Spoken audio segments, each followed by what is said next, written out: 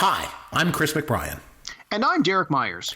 Here at Pop Goes Your World, we've received a lot of great feedback on how much people enjoy the trivia segments that we do at the end of every episode. So we've decided to go back and put together compilations of the Fun with Yancy and Fun with Caveman segments we've done over the years as a set of bonus episodes. We hope you enjoy the fun. Episode 77, Snowpiercer Movie Review. Fun with Yancy. Okay, so what I decided to do was, since this movie was so colossally bad, and at least I don't really give a shit about trivia for this movie, I'm going to go a different way this week, okay? I hope you don't mind. What I decided to do... If we do Pokemon or drug again... No, we're not doing I don't know, that's... Okay. Pokemon or drug is always fun to do.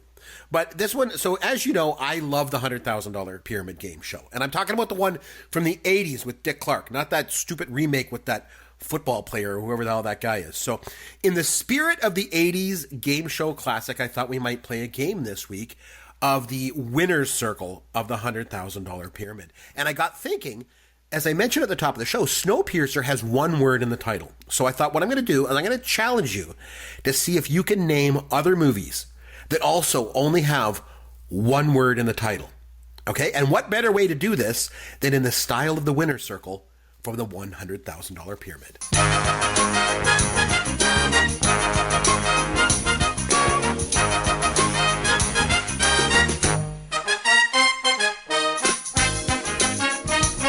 Okay, so this is how it works, Yancy. I'm going to give you clues, and all you have to do is name the movie that has a one-word title. Super easy, right? I give you the clues. It sounds easy in theory. It's nice and easy. In theory, it's simple. I give you clues. You name the movie, and just keep in the back of your mind, the movie has one word in the title, okay? Are you ready? Okay. I'm ready. Go. Ship. Dawson. Titanic. Yes. Scheider. Amity. Shark. Spielberg. Oh, Jaws. Yes. Ridley Scott. Space. Creature. Alien. Musical. Rydell High. Pink Ladies. Grease. Burt Reynolds. John Voight. Ned Beatty. Redneck Ned Beatty. Ned Beatty in the ass. River Trip. Banjos. Banjos. River Trip. Oh, John Voight. John yes, Voight. why can't I think of the name of this movie? Pass. Shitty movie. Crap. Boring. Snowpiercer. Yes! You got it! Yay! You want to go back to what Deliverance. You yes, Deliverance!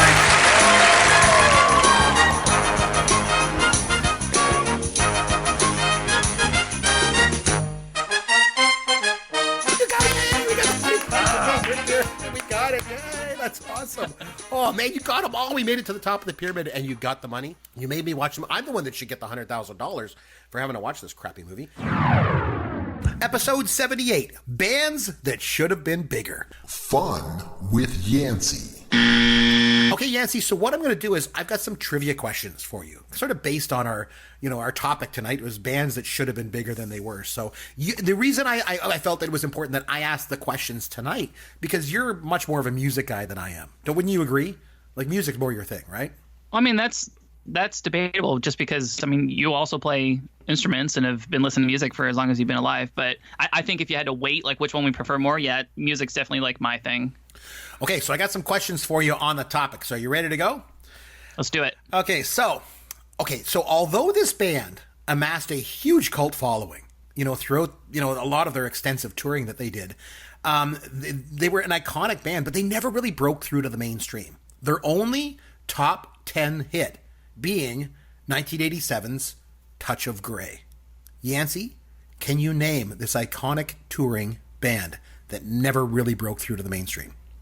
Touch of Grey. Yep. Can you sing a line of it for me? Must be getting early. Clocks are running late. Oh, yeah, it's the Grateful Dead. It's the Grateful Dead. There you go. Okay, good. Okay. So American Idol. And by the way, I want to just touch base on something because you mentioned Radiohead's too. Creep, that song Creep that they did. I've heard many people on American Idol sing that song. So it is what it is. Anyway, but American Idol, this iconic talent, TV show that, went on and it produced all these mega stars like, Kelly Clarkson and Carrie Underwood and all the rest of them. But the thing was, Yancy, the show also produced its fair share of duds. Like Lee DeWise, anyone? But of all the duds that show has produced as winners, one of them stands head and shoulders below the rest, I guess I would say, with only 40,000 copies sold. This female American Idol winner from season 12 is the lowest grossing Idol winner in the history of the show. Can you name her? Season 12? Who was still watching it at season 12? Nobody, apparently. I have no idea, Chris. It's Candace Glover. She beat out such luminaries as Burnell Taylor and Curtis Finch Jr., so not exactly a high watermark for the show, season 12, apparently. Okay, so I've got a British indie rock band for you, and it's kind of in your era, okay? They were formed in 2002, okay? And their original lineup, they had Alex Kapranos, Nick McCarthy, Bob Hardy, Paul Thompson.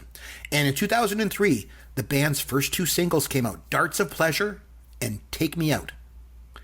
Although they had a devoted following, they never broke through to the mainstream. Can you name this band, Yancy? As soon as you say it, it's going to make me really mad, but no, I cannot. It's Franz Ferdinand. Franz Ferdinand, yeah. Okay. Damn it. Okay, the Beatles, Yancy, the biggest band of all time, without question. There's no question. They're the biggest, right? But after he left the Beatles, Paul McCartney also found success with his own band, Wings, right?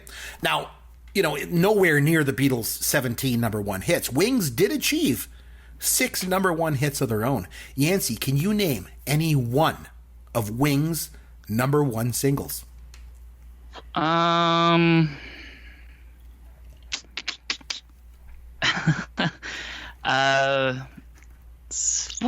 I cannot, Chris. Okay. There was Silly Love Songs was number one for 5 weeks in 76. Coming Up was number one for 3 weeks in 80. My Love was on the top of the charts for 4 weeks in 73. Band on the Run, Listen to What the Man Said, and With a Little Love all made number one. Oh well. They weren't as big, I guess, as they should have been, right? Speaking of the Beatles, Yancy, John Lennon's son, Julian Lennon, he released several singles of his own back in the mid-'80s, and obviously never achieved the success of his late father, but 2 of the singles hit the top 10 hot Billboard charts. Okay, Yancy, can you name either one of Julian Lennon's top 10 singles? I cannot. Number 5 was Too Late for Goodbyes, and Velote hit number 9, both in 1985. Okay, Julian Lennon deserved better. He did, and actually, those 2 songs were really, really good, actually, and they really sounded a lot like John Lennon. It was like, man, this kid sounds like his dad. Like his music style, the melody and stuff, really, really sounded like Lennon. Okay, the last one I got for you. This rock band never quite attained success in the United States, but after 20 years together, their single "Sex Farm" hit the charts in Japan, causing them to reform and hit the road on a tour of Japan. Can you name this fictitious rock band? I know this because, of course, we did an entire show on Sid's Spinal Tap. And you would not have, I just would like to point out, you would not have been able to answer that question before you started co-hosting this podcast. So congratulations. That's just awesome. It feels great. Honestly, just knowing that one piece of trivia makes this whole thing worth it. 70-something episodes in, Exactly. I finally feel vindicated in my decision to do the podcast. Exactly. 2 years of work just for that. It's all worth it, right? Episode 80, the greatest books of all time. Fun with Yancy. Okay, Yancy, so since we're talking about great books and stuff, what I thought I would do is, because, we like all kinds of different pop culture, movies, books, the whole thing. And, movies are like probably our favorite thing ever. So I tell you what I'm going to do. Very, very simple game I'm going to play with you tonight. It's 50-50, okay? It's easy. Okay. You're going to get them all. I'm going to name a movie. And all you got to do is tell me, if it was based on a book or not. That's it. I name a movie, you tell me it's based on a book. Like I say Jaws, you say, yeah, it's based on a book by Peter Benchley, right? That's it. Okay. So you can handle this, right? This seems simple enough, but as the listeners can attest to, this is not going to go well for me. No, never. So it's really simple. Okay, so I'm going to give you a movie. Just tell me yes or no if it's based on a book. 50-50, okay? So 1980s, The Shining. Was The Shining based on a book, yes or no? Yes. Yes, it was. It was based on Stephen King's 1977 novel. Very good. Okay, another easy one for you. One of your favorite movies of all time, 1993's Jurassic Park. Was Jurassic Park based on a book, yes or no?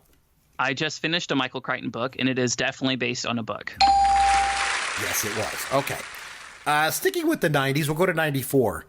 Pulp Fiction. Was Pulp Fiction based on a book, yes or no? The title would lead me to believe that it is. However, I'm going to say that it was not. You are correct, Yancy. It was an original screenplay by Tarantino and Roger Avary. Tarantino himself, yeah. There you go. Okay, The Chronicles of Narnia, The Lion, the Witch, and the Wardrobe from 2005. Was it based on a book? Yes or no? Definitely based on a series of books, which I have read, so yes. Yes, it was based on C.S. Lewis's 1950 book. Very good. Okay, 1996's Fargo. Was Fargo based on a book or not? Oh, this could really go both ways. I'm going to say no. Yeah, you are correct. It was based on original screenplay by the Coen brothers. Very good. Okay, now I'm going back to 1939. The Wizard of Oz, Yancy. Was The Wizard of Oz based on a book? Yes or no? I'm going to say yes. Yes, it was. L. Frank Baum's 1900 book. Okay, you got to stay with the same year, 1939, to make it tough on you. Gone with the Wind. Was Gone with the Wind based on a book? Yes or no? Yes. Yes, it was. Margaret Mitchell's 1936 novel. Okay, I'm going to come into the millennial generation for you. I'm going to go all the way to 2004's Eternal Sunshine of the Spotless Mind. Based on a book? Yes or no? I've even talked about this book as being like one of my favorites. I'm going to say no. You are correct. It was written for the screen by Charlie Kaufman. Congratulations. The Princess Bride from 1987. We've covered that topic on the podcast before. Was The Princess Bride based on a book? Yes or no? Yes. Yes, it was based on William Goldman's 1973 novel. Congratulations. 1974. Roman Polanski film Chinatown. Was Chinatown based on a book? Yes or no? Yes. No, it was not. It was a screenplay by Robert Towne. Yes. Yes, you did sweep. Oh, that's so good. Okay, we mentioned earlier Steven Spielberg's 1975 masterpiece, Jaws, was based on the Peter Benchley novel. But what about its sequel, Yancy? Jaws 2. Was Jaws 2 based on a book or not? I'm going to say no. Yeah, you are correct. It was a screenplay by Carl Gottlieb and Howard Sackler. And finally, 1988, Die Hard. Was Die Hard based on a book? Yes or no? 1988, the year I was born, Year of the Dragon. Man, I don't know, Chris. I'm going to say yes. Yes, it was based on 1979's Nothing Lasts Forever by Roderick Thorpe. Congratulations. You got them all right except one. Very good. This is like huge for you. This is like, you never do this well on Fun with Yancy. So that one, see, it was a 50-50. I told you, finally, after 80 episodes, I always say it's going to be easy this week. And you're like, yeah, whatever. And then, Yeah, thanks a lot. Yeah. And now this week it was. So you got that going for you. Episode 81, Movies of the 1990s. Fun with Yancy. Okay, so guys, what we're going to do, we do, trivia and stuff. You've been on the show enough, Caveman, to know how this works. So What I decided to do is I thought we'd have some trivia this week. And as you know, like I mentioned before, I'm a big fan of the Oscars. I like the Oscars. You know the Oscars as well. So I thought that I'd do some 90s Oscars trivia with you guys. Okay? Only movies from the 90s, Oscars, and I'll ask some questions and just throw it out there, okay? And I'll keep score, okay? And then we'll see who has the best score, and whoever has the best score gets to come up here to Canada with me and play an entire game of Escape from the Death Star, All expenses paid? All expenses paid trip to come to Barrie, Ontario, and to come in here in my basement, and we're going to play Escape from the Death Star. So there's a lot at stake here, Yancy. So, I'll be paying for tickets for you to get up here. So, man, I got to make these really hard so Yancy doesn't get them. Okay, so are we ready with some 90s Oscar trivia? Here we go. Okay, so Titanic, we mentioned that on the podcast today. It won Best Picture in 1997. But what was the winner of Best Song that year? Candle in the Wind. My Heart Will Go On. Yes, it was the song from Titanic. I thought it was an easy one. My Heart Will Go On. Okay, that's 1 for Caveman, 0 for Yancy. Thank God. I don't want to pay for his flight up here. Okay, this trilogy saw all 3 of its films nominated for Best Picture, including this entry in 1990. What trilogy saw all 3 nominated for Best Picture? Yancy, Terminator? Terminator would be incorrect, Yancy. I'm going to guess Godfather. It is The Godfather. Yes, The Godfather Part 3 in Part 3 1990. was 1990. I thought it was the 80s. That's why I wasn't sure. The if that original was won Best Godfather- Picture in 72. Godfather comes up so much. God, I really need to watch the Godfather movies. Oh, man, I'm just the definitely first 2, gonna put you buddy. on that. Don't waste your time with the third one. No, the third one is not worth watching. But the original, like I say, won Best Picture in 72, and Godfather Part 2 won Best Picture in 74. Okay, a nominee for Best Actress in 1990. This actress was the highest paid female actress of the decade. Can you name her? Sorry, of the 90s? Yep. Who was the highest paid female actress of the 90s? She was a nominee for Best Actress in 1990. Can you give us a hint? I think I know. Did she go on to win an Oscar in the early 2000s? She did. Yancy, any guesses? I mean, I'm going to say like a Julia Roberts. Oh, Yancy gets a point. Yes, it was Julia Roberts. Congratulations. Was it really? Yep. Yep. Yep. Pretty woman. That's right. Okay, in the 90s, this actor became only the second person ever to win consecutive Best Actor Oscars. Who was he? Tom Hanks. That's correct. Caveman. I'll tell you Yancy, I what. wasn't giving you that one. I was taking it. Go for it, because I had no he idea. won Best Actor for Philadelphia in 93 and Forrest Gump in 94. So, as I just mentioned, Hanks, he became the second person ever to win consecutive Best Actor Oscars for a 2-point bonus. Can you name the first actor to win consecutive Best Actor Oscars? Did not take place in the 90s. I've heard this question before, and for the life of me, I want to say Spencer Tracy, but I don't think that's correct. Spencer Tracy is correct. Captain Courageous in 37 and Boys Town in 38. All right. Oh, this is good. This is gonna save me some money paying for his flight up here to play Escape from the Death Star. So this is great. Okay, so throughout the whole decade of the 90s, Martin Scorsese, one of our greatest directors of all time, he was only nominated for Best Director once in the 1990s. Name the movie that he was nominated for. I'm going to disagree with the premise of the question because I don't think that's right. It is. The narrator says It's correct. I disagree heartily. Okay. Yancy, you got any guesses before I try to correct Chris? not a guess, just like a comment that, I mean, I hope you did your stretching because you're carrying me the entire segment. So, Well, see, I know if it's only one, it's either Goodfellas in 1990 or Casino in 1995. And I was fairly certain Casino got nominated. But now that you're saying it's only one, I've got to think it was Goodfellas. So I'm going to go with Goodfellas. It was Goodfellas in 1990. In Casino, he got nominated for, I believe it was for the screenplay, but not for Best Director. Oh, okay. So that's why. Miramax, we mentioned them earlier. Okay, so they obviously had a really dominant run in the 90s and basically took over Hollywood, right? But when it came to winning Best Picture Oscars, they only took home 2 statues in the 1990s. Can you name either one of Miramax's 2 Best Picture winners from the decade of the 90s? Gentlemen. No, I don't think I can. Yancy? I can think of lots of movies that they were nominated for other awards for, but Yancy, any Miramax pictures to win Best Picture in the 90s? 2 of them won. Can you name one? I'm gonna go with Home Alone. No, I'm going to take a guess. If take a I guess. assume that Take a guess.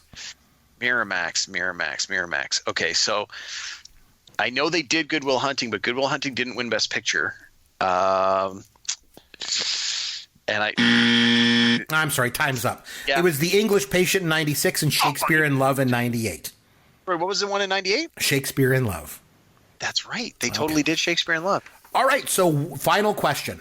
What actor received the most Oscar nominations in the decade of the 1990s? Oh, good question. When you say actor, does that mean that it is a male, or are you grouping actors and actresses It is together? a male actor. So what male actor received the most Oscar nominations in the decade of the 90s?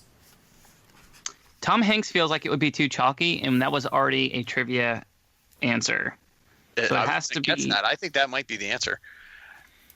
Is that your answer, Caveman? Speaking of the 90s, is that your final answer? Yeah, I'm going to let Yancy decide if he wants that pick or not.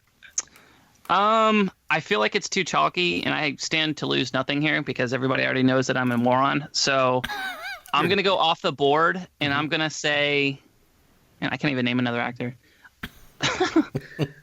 I'm going to say Tom Hanks because I can't think of anybody else. Right. In that case, since we don't want to have the same answer, I'm going to say Jack Nicholson.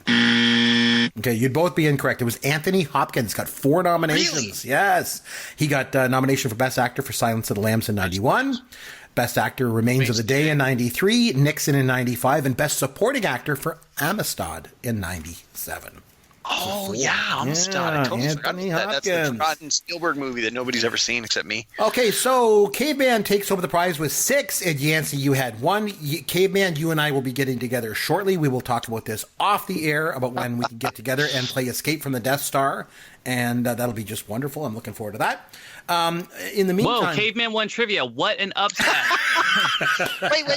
You're telling me the guy you brought on to talk about a specific topic got all the trivia questions for that topic? That's crazy. It's called Fun with Yancy for a reason. We mess with him. You mean to tell me the guy that wasn't 2 during these trivia questions got more questions correct? Whoa! Wow. Oh, brother.